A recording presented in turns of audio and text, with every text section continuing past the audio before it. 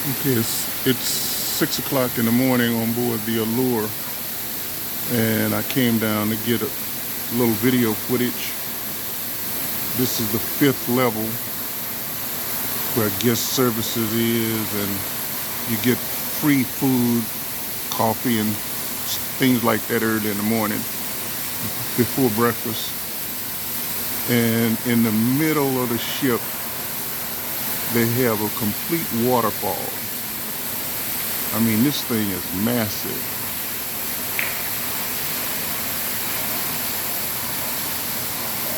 Real beautiful ship. This is the second largest cruise ship in the Royal Caribbean fleet.